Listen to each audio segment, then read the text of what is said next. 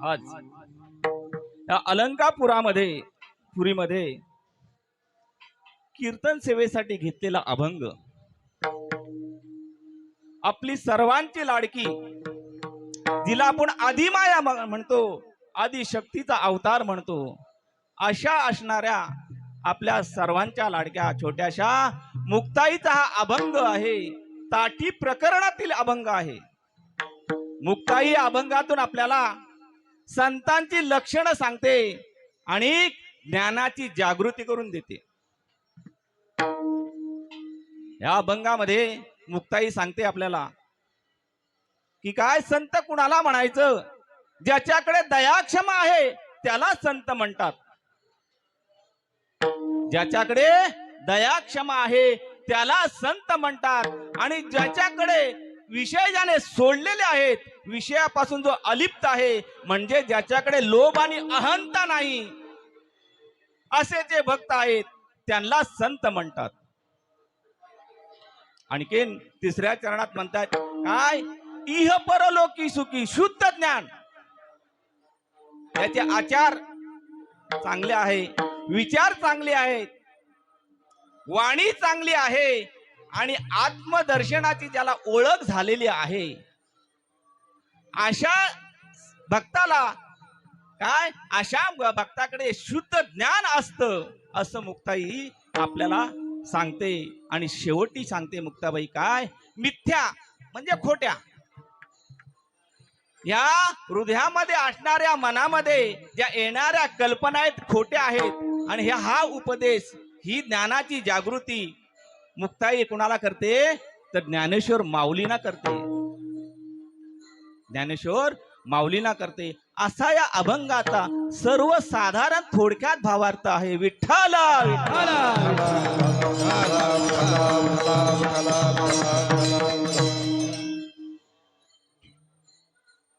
आजच्या ह्याच्यामध्ये थोडासा परिहार द्यायचा म्हटला तर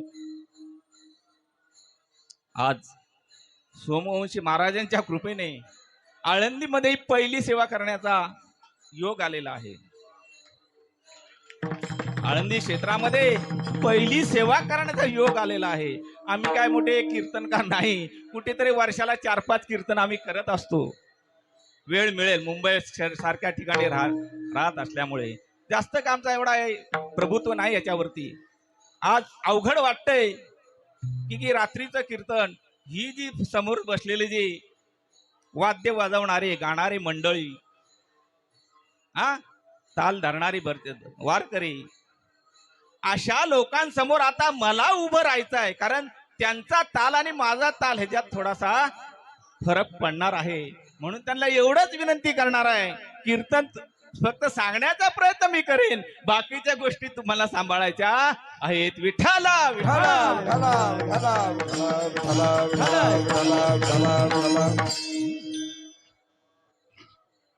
आज एकादशी निमित्त, आज एकादशी आहे, परंतु विषय मी थोडासा वेगळा घेतलेला आहे.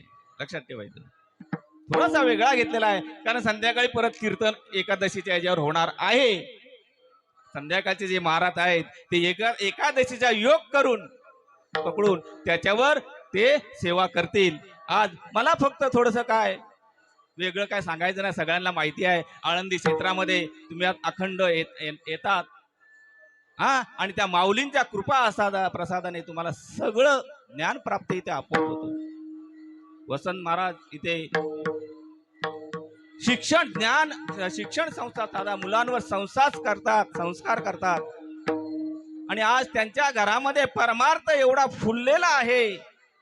आज त्यांची मुलगी एक राष्ट्रीय कीर्तनकार म्हणून आपल्या समोर उभी आहे. तिचं आता आपण सगळ्यांनी थोडं टाळ्या वाजून काय अभिवादन करूया. छोटा मुलगा प्रथमेश आज माझ्या कीर्तनाला तो आज वाजपी म्हणून बसलेला आहे. हा याचा आनंद मला आहे. हा योग कधी मला मिळेल काय सांगता, पण आज त्या माऊलीने आणि महाराजांच्या कृपा आशीर्वादाने आज इथे हा प्राप्त झाला. योगायोग आहे. म्हणून आज कीर्तन सावेठी घेतलेला जो अभंग आहे तो मुक्ताईचा आहे. विठ्ठला विठ्ठला.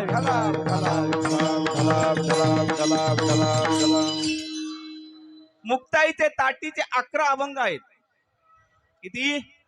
11 अभंग आहेत आणि 11 अभंग प्रसंगाला अनुसरून असणारे अभंग आहेत. किती काय प्रसंगाला अनुसरून असणारे अभंग आहेत. एक प्रसंग तुमच्या पुढे ठेवण्याचा प्रयत्न करतो म्हणजे आपल्याला समजेल, माहित पडेल की प्रत्येक आई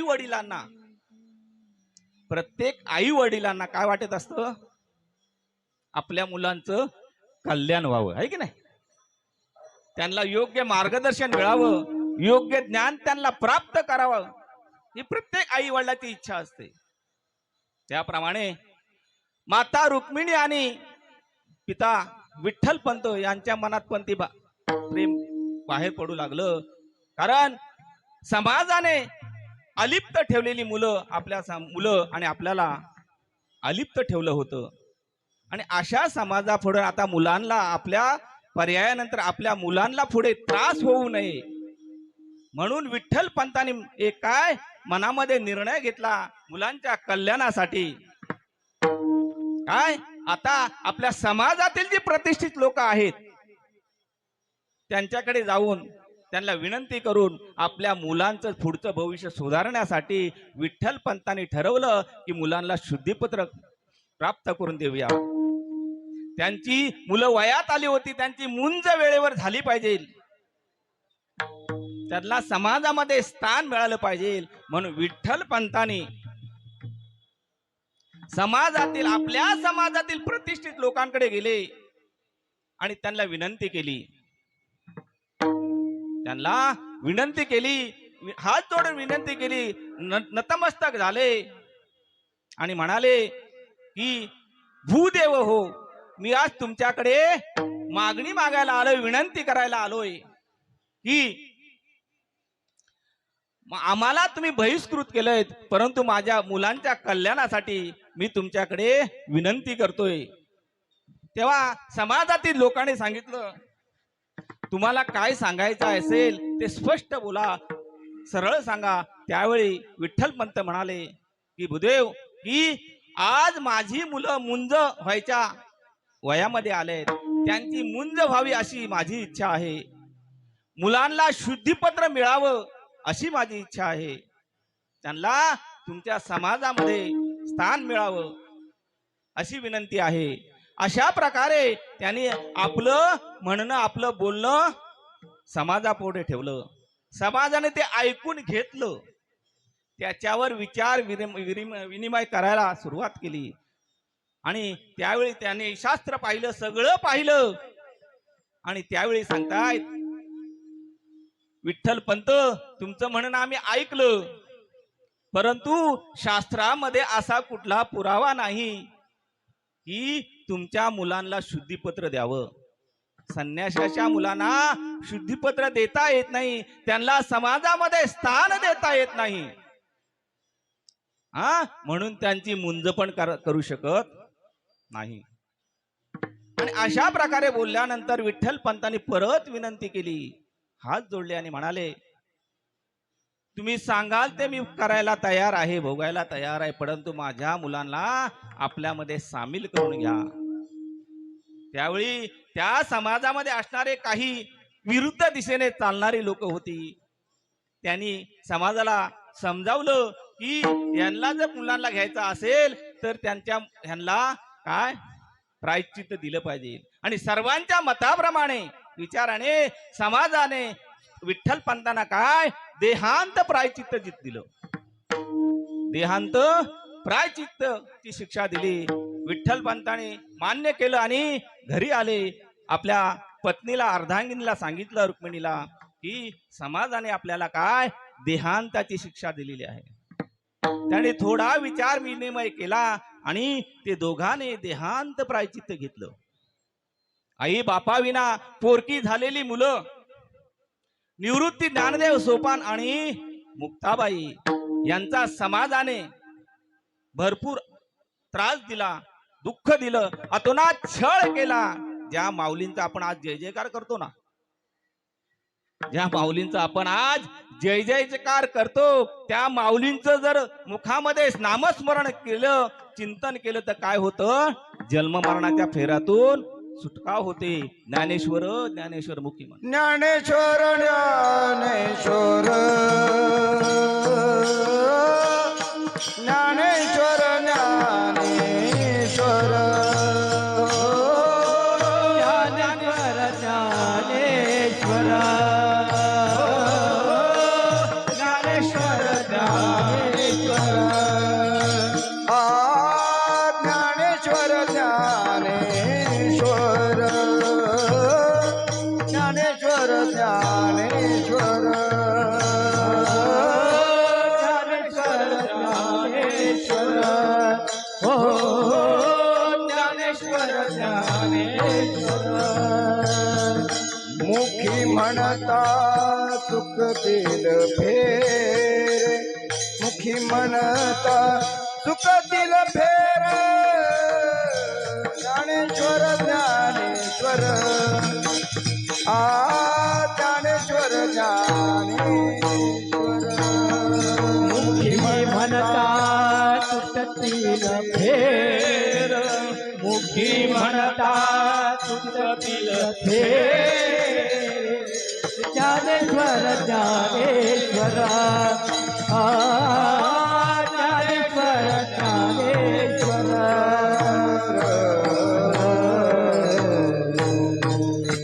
ज्ञानेश्वर ज्ञानेश्वर मुखी म्हणतात चुकतील फेर. समाजाने एवढं त्रास दिलं, एवढं दुःख दिलं, एवढे माऊलींवर आघात केलेले आहेत. म्हणून तर तुकाराम महाराज सांगतात, तुका म्हणे संत होती जगाचे आगत.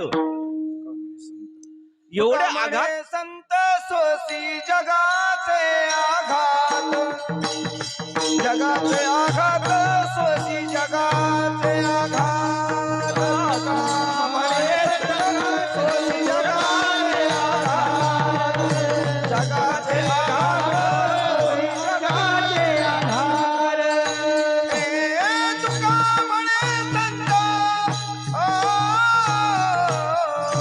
तुका म्हणे संत सोसी जगाचे आघात जगाचे आघात सोसी जगाचे आघात तुका म्हणे संत तुका म्हणे संत सोसी जगाचे आघात जगाचे आघात जगाचे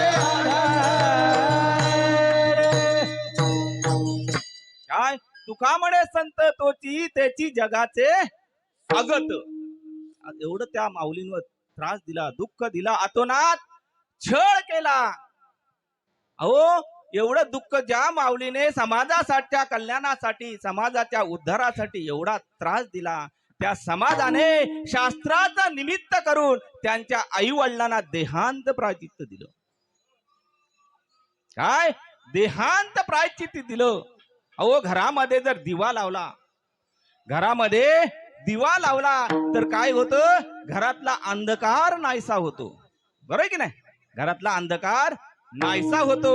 परंतु तो प्रकाश आपल्याला जेव्हा मिळतं ना, भेटतं ना, त्यावेळी तो दिवा स्वतःला जाळून घेत असतो. काय स्वतःला जाळून घेत असतो, म्हणजे तो स्वतः जळत असतो. त्याप्रमाणे माऊलींच्या ज्ञानरूपी दिव्याने या समाजातील अंधकार जाण्यासाठी काय एवढं दुःख सहन केलं, एवढा त्रास सहन केला. म्हणून सर्व मंडळी, संत मंडळी काय म्हणतात, माऊलींना आई म्हणतात, माऊली म्हणतात, आई म्हणून हाक मारतात. अहो आई होणं अवघड आहे ना, की सोपं आहे? आई होणं फार अवघड आहे. बाई होणं एक वेळ सोपं आहे, परंतु आई होणं हे फार अवघड आहे. विठ्ठल विठ्ठल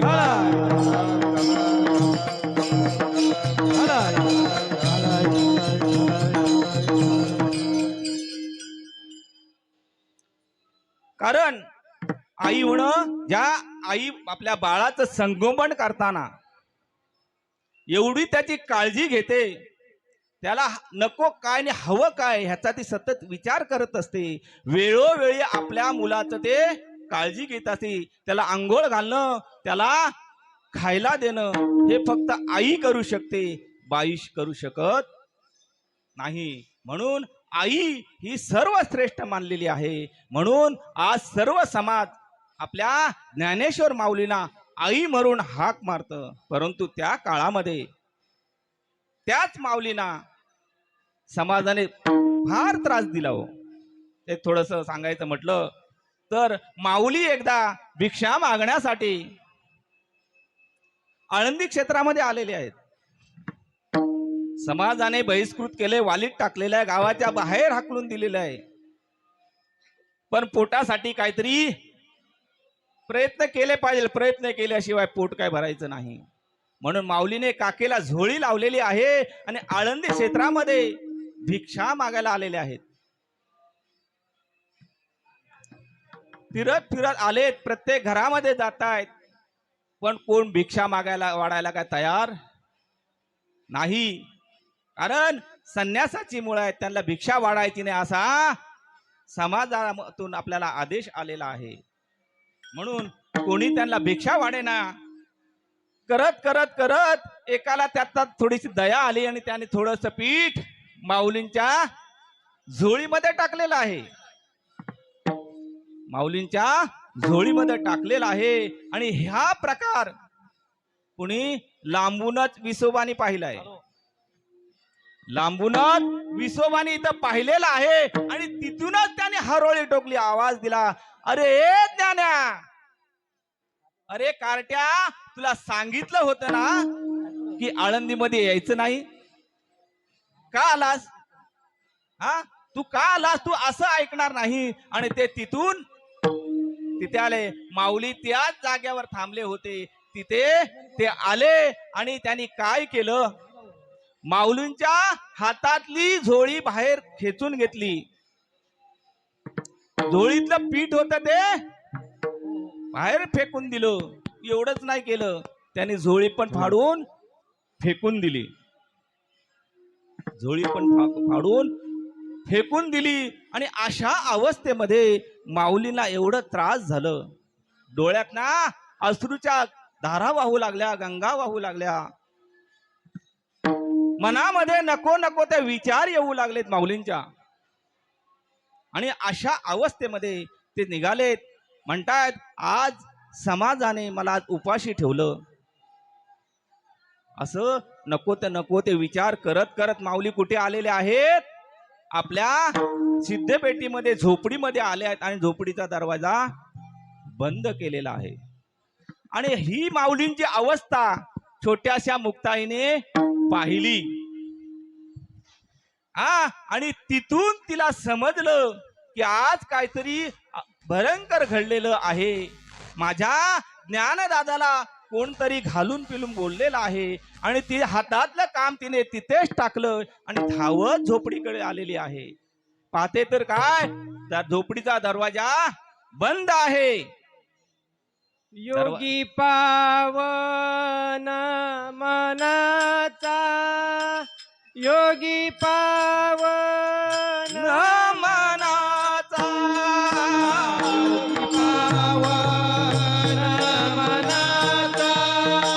योगी पावन मनाचा, योगी पावन मनाचा, योगी पावन मनाचा, योगी पावन मनाचा, योगी पावन मनाचा.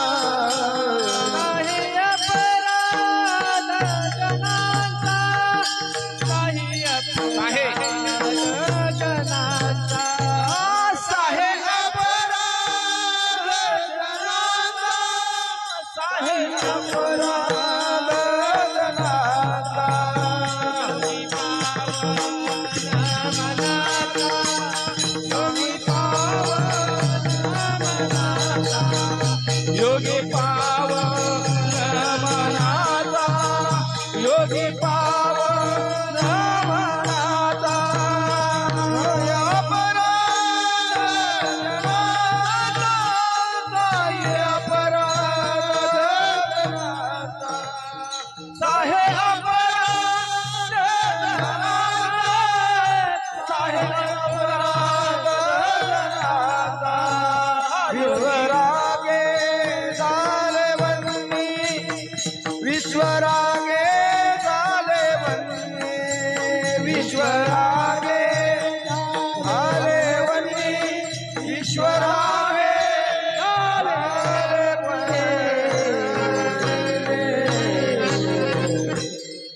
काय झोपडीचा दरवाजा बंद केलेला आहे. मुक्ताबाई धावत आली, झोपडीचा दरवाजा उघडण्याचा प्रयत्न करते आणि म्हणते, माऊली माऊली दार उघडा, माऊली ताटी उघडा.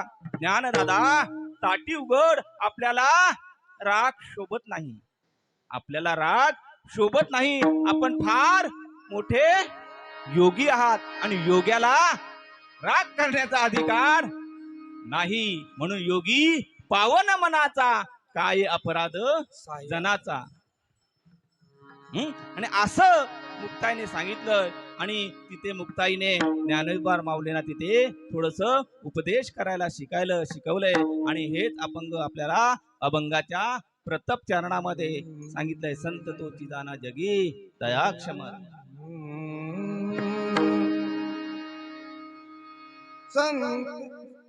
संत तोची जाना जगी, संत तोची जाना जगी, संत तोचे जाना जगे, संत तोचे जाना जगे, संत तोची जाना जगी, संत तोची जाना जगी, संत तोचे जाना जगे, संत तोचे जाना जगे. दया क्षमा जाचे अंगी, दया क्षमा जाचे अंगी, दया क्षमा जाते अंगे, दया क्षमा जाते अंगे. दया क्षमा जाचे अंगी, दया क्षमा जाचे अंगी, दया क्षमा जाते अंगे, दया क्षमा जाते अंगे. लोभ अहंकार हे मना, लोभ अहंकार हे मना, लोभ अहंकार हे मना, लोभ अहंकार हे मना, लोभ अहंकार हे मना, लोभ अहंकार हे मना, लोभ अहंकार हे मना, लोभ अहंकार हे मना. काय संत तोची जाना जगी दया क्षमा ज्याचे अंकी. मुक्ताई सांगते, संत कुणाला म्हणायचं, ज्याच्याकडे दया क्षमा आहे त्याला. दया क्षमा शांती तेथे देवाची वसती आहे की नाही. माऊली सांगतात, दयेबद्दल सांगतात, आता दया ते ऐसी पूर्ण चंद्रिका जैसी आहे की नाही. दिव विटाना कडसी साने थोर. पौर्णिमेचा चंद्र, काय पौर्णिमेचा चंद्र प्रकाश देतो आहे की नाही. सगळ्यांना सारखा प्रकाश देतो. को म्हणतो का हा लहान आहे तो मोठा आहे, नाही ना. तो भेदभाव करत नाही, सगळ्यांना सारखा प्रकाश देतो. त्याला संत म्हणतात. संत दया क्षमा ज्याचे अंकी, हा त्याला संत म्हणतात. आणि पुढे जाऊन माऊली सांगतात आपल्याला, काय तैसा फुडिलेला चिनी तापे, कळवळली कृपे, सर्वस्व ही दिले आपण थोडेची गमे. याला दया म्हणतात. म्हणजे काय माऊली सांगतायत, दुसऱ्याच्या दुःखामध्ये स्वतःला सर्वस्वासह झोकून देतो ना, त्याला दया म्हणतात. मनामध्ये कुठलाही किंतु न ठेवता, द्वैत न ठेवता, जो स्वतःला त्या दुःखामध्ये आपलं दुःख मानून त्याला आपलंस करतो, याला दया म्हणतात. आणि याला दया म्हणतात असं माऊलीने ते सांगितलंय. पुढे काय दया आणि क्षमा. दयेबद्दल झालं, आता क्षमेबद्दल म्हणायचं म्हटलं तर, आता सर्वसाथिया गरिमा, गर्वान हे तेची क्षमा, हा देह वाहो निरमा वाहने ने. ओ जन्म तेच घेतात पण कळतच नाही हो. काय कळतच नाही आपला जन्म कसा झाला, कुठे आलाय, कसं काय कळलंय का? कोणाला कळलंय का जन्माला आलो आपण? नाही ना. देह तेच धारण करतात, अंगावर रोम येतात नि जातात ते पण आपल्याला कळत नाही. रोम कधी येतात आणि कधी जातात ह्याची पण आपल्याला जाणीव राहत नाही. याला दया म्हणतात, याला दया म्हणतात. आणि अशी दया ज्याच्याकडे आहे, अशी दया ज्याच्याकडे